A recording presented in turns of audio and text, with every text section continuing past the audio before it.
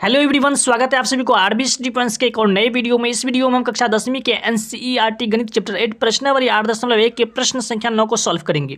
अगर हमारी वीडियो आप लोगों को पसंद आती है तो वीडियो को लाइक करके चैनल को सब्सक्राइब कीजिए और बेल आइकन पर प्रेस करके ऑल को जरूर सेलेक्ट कर लीजिएगा। तो चलिए बढ़ते हैं प्रश्न की ओर। तो प्रश्न कहता है त्रिभुज एबीसी में जिसका कोण बी समकोण है, यदि tan a बराबर 1/√3 तो निम्नलिखित के मान ज्ञात कीजिए। तो यहाँ पर पहला है sin a into cos C plus cos A into sine C, और दूसरा है cos A into cos C minus sine A into sine C. तो यहाँ पर देखिए प्रश्न पहले कहता है त्रिभुज एबीसी में, यहाँ पर त्रिभुज एबीसी की हमें पहले रचना करना है और जिसका कोण बी समकोण हो। यहाँ पर हमें समकोण त्रिभुज की रचना करना है। यहाँ पर एक समकोण त्रिभुज पढ़ेंगे प्यारे बच्चों। यहाँ पर समकोण त्रिभुज खींच लिए, ठीक है। चलिए अब यहाँ पर जिस हिसाब से कह रहा है, यहाँ पर त्रिभुज एबीसी में जिसका कोण बी समकोण है, तो यहाँ पर ये हो गया समकोण, ये हो गया समकोण और समकोण हो गया, और इसका नाम कह रहा है हमें बी रखने के लिए। तो यहाँ पर हम रख देंगे इसका नाम बी। अब देखिए यहाँ पर ध्यान से, अब यहाँ पर इससे हम मान लेते हैं, इसे इस कोण का नाम हम ए देते हैं और इस कोण का नाम यहाँ पर हम सी देते हैं, इस कोण का नाम सी देते हैं, ठीक है। चलिए अब यहाँ पर हम प्रश्न की ओर बढ़ते हैं। तो प्रश्न कहता है tan a बराबर यहाँ पर 1/√3 यहाँ पर दे दिया गया है प्रश्न में। तो यहाँ पर हम लिखेंगे प्यारे बच्चों, यहाँ पर लिखेंगे पहले हल। चलिए अब यहाँ पर दिया है, यहाँ पर लिखेंगे दिया है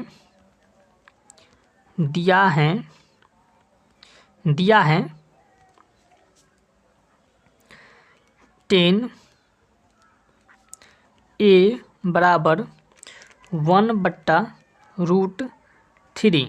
चलिए अब हम यहाँ से आगे बढ़ते हैं। तो यहाँ पर देखिए एक फॉर्मूला हमने याद किया था, tan a बराबर tan थीटा एंगल के लिए हमने याद किया था लंब बटा आधार। तो यहाँ पर a एंगल के लिए, tan a एंगल के लिए भी वही हो जाएगा, लंब बटा, यहाँ पर हो जाएगा लंब बटा आधार बराबर हो जाएगा 1/√3।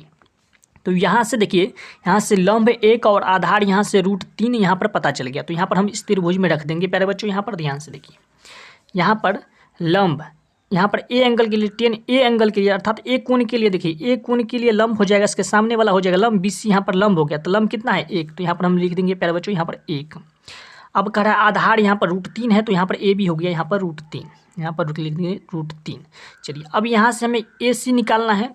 तो AC निकालना है, AC यहाँ पर देखिए AC क्या है, यहाँ पर कर्ण है। यहाँ पर 90 डिग्री के सामने वाला कोण क्या हो जाता है, कर्ण हो जाता है। यहाँ पर हम लिखेंगे कर्ण। चलिए यहाँ पर हमें कर्ण निकालना है, AC निकालना है। तो यहाँ पर हम क्या करेंगे, पाइथागोरस प्रमेय का यूज करेंगे। तो यहाँ पर हम लिखेंगे प्यारे बच्चों, यहाँ पर ध्यान से देखिए, यहाँ पर लिखेंगे अब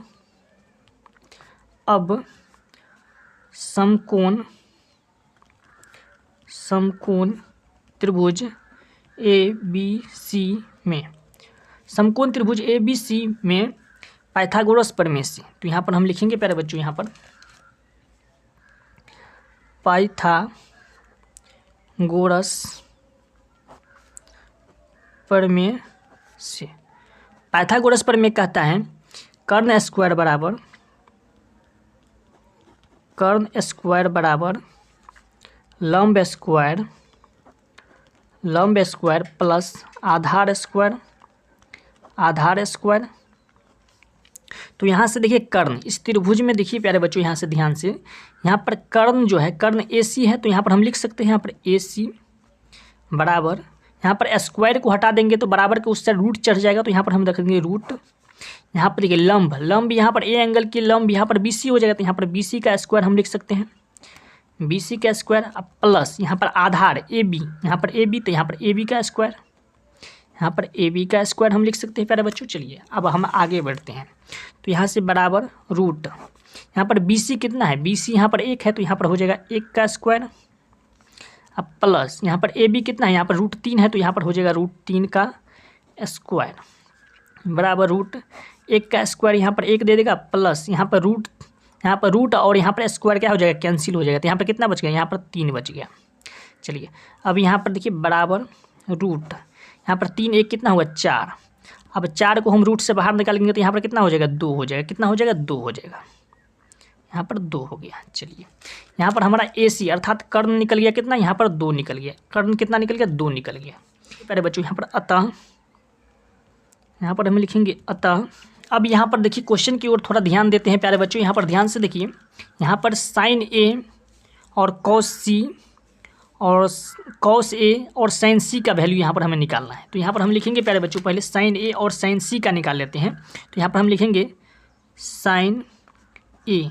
साइन ए का फॉर्मूला साइन ए साइन थीटा एंगल के लिए हमने याद किया था क्या, लंब बट्टा यहाँ पर लंब बट्टा कर्ण। तो यहाँ पर हो जाएगा क्या, देखिए प्यारे बच्चों, यहाँ पर लंब हो जाएगा ए एंगल के लिए हो जाएगा लंब यहाँ पर बी सी। तो यहाँ पर हो जाएगा बी सी बट्टा यहाँ पर कर्ण हो जाएगा ए सी। तो यहाँ पर हम लिखेंगे ए सी बराबर यहाँ पर बी सी है कितना 1 और यहाँ पर ए सी कितना है, ए सी हमने अभी निकाला, यहाँ पर ए सी कितना 2। तो यहाँ पर हम लिख देंगे 2। चलिए अब यहाँ पर कह रहा है साइन सी एंगल के लिए, साइन सी एंगल के लिए। तो साइन एंगल यहाँ पर चेंज हो चुका है, यहाँ पर सी एंगल के लिए। तो सी एंगल के लिए लंब हो जाएगा यहाँ पर ए बी। तो यहाँ पर बराबर यहाँ पर ए बी हो जाएगा ना, यहाँ पर सी एंगल के लिए ए बी यहाँ पर हो जाएगा लंब। तो यहाँ पर हो जाएगा ए बी बट्टा यहाँ पर कर्ण हो जाएगा वही ए सी। तो यहाँ पर ए सी बराबर ए बी कितना है यहाँ पर √3। तो यहाँ पर हम लिख देंगे √3 बट्टा ए सी कितना निकल गया, यहाँ पर ए सी निकाले हैं हमने यहाँ पर 2। तो यहाँ पर हो जाएगा 2। चलिए नेक्स्ट यहाँ पर है कॉस ए एंगल के लिए। तो यहाँ पर ध्यान से देखिए थोड़ा सा, यहाँ पर कॉस ए एंगल के लिए कॉस। तो कॉस ए एंगल के लिए फार्मूला क्या होता है कॉस के लिए, यहाँ पर कॉस के लिए फार्मूला होता है आधार बट्टा कर्ण। तो यहाँ पर ए एंगल के लिए यहाँ पर लंब ए हो गया बी सी। तो यहाँ पर ए बी क्या हो जाएगा, ए बी यहाँ पर हो जाएगा क्या, यहाँ पर आधार। तो यहाँ पर हो जाएगा ए बी बट्टा कर्ण हो जाएगा वही ए सी। तो यहाँ पर ए सी बराबर ए बी कितना है यहाँ पर √3। तो यहाँ पर लिखेंगे √3 बट्टा और यहाँ पर ए सी कितना है, यहाँ पर ए सी कहाँ, ए सी कितना है, ए सी यहाँ पर हमने 2 निकाला। तो यहाँ पर लिख देंगे 2। चलिए यहाँ पर कॉस ए बराबर √3/2 निकल गया। चलिए नेक्स्ट यहाँ पर देखिए कॉस सी के लिए। तो यहाँ पर सी एंगल से के लिए यहाँ पर देखेंगे प्यारे बच्चों, यहाँ पर ध्यान से देखिए, यहाँ पर कॉस सी के लिए। तो कॉस सी के लिए आधार यहाँ पर देखिए कॉस सी यहाँ पर है ना सी। तो सी एंगल के लिए यहाँ पर हम देखेंगे तो ए बी यहाँ पर लंब हो गया। तो आधार क्या हो जाएगा बी सी। तो यहाँ पर हम लिखेंगे बी सी बट्टा यहाँ पर कर्ण हो जाएगा वही ए सी। तो यहाँ पर ए सी। तो यहाँ पर बी सी कितना है, यहाँ पर बी सी यहाँ पर कितना है, बी और सी यहाँ पर 1 है। तो यहाँ पर 1 बट्टा ए सी कितना हमने निकाला, यहाँ पर 2 निकाले। तो यहाँ पर 2 देंगे। तो यहाँ पर कॉस सी का वैल्यू यहाँ पर 1/2 निकल गया। चलिए नेक्स्ट अब हम आगे बढ़ते हैं यहाँ पर प्रश्न की ओर। तो प्रश्न हमारा पहला कहता है, यहाँ पर ध्यान से देखिए, प्रश्न पहला कहता है sine A into cos C plus cos A into sine C. तो यहाँ पर हम लिखेंगे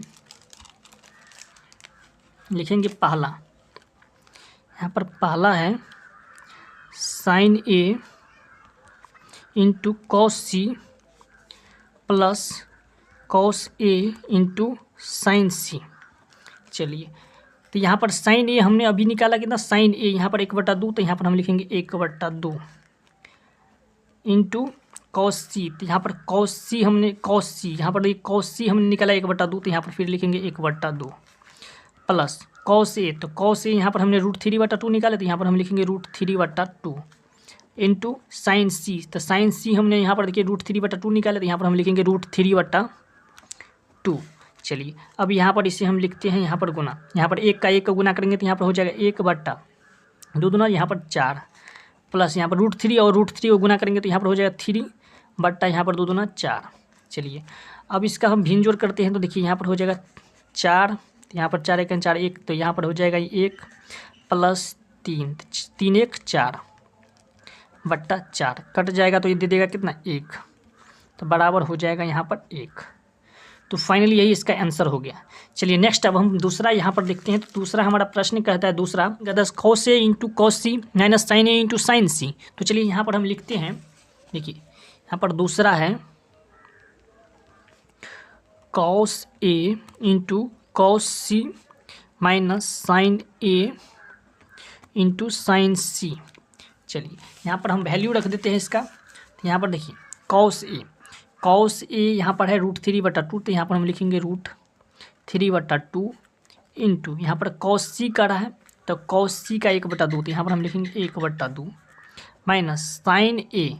तो यहाँ पर साइन ए का वैल्यू 1/2 है। तो यहाँ पर हम लिखेंगे 1/2 इंटू साइन सी का वैल्यू √3/2 है। तो यहाँ पर हम लिखेंगे √3/2। चलिए अब इसे अब गुना कर देते हैं। तो यहाँ पर √3 को 1 को गुना करके तो यहाँ पर √3 बट्टा यहाँ पर 2 दूना 4 हो जाएगा माइनस √3 बटा 2 4 हो जाएगा। तो यहाँ पर देखिए, यहाँ पर हो गया √3/4 माइनस √3/4, ये कैंसिल हो जाएगा। तो यहाँ पर क्या दे देगा, यहाँ पर 0 दे देगा। क्या दे देगा, 0। तो फाइनली यही इसका आंसर हो गया।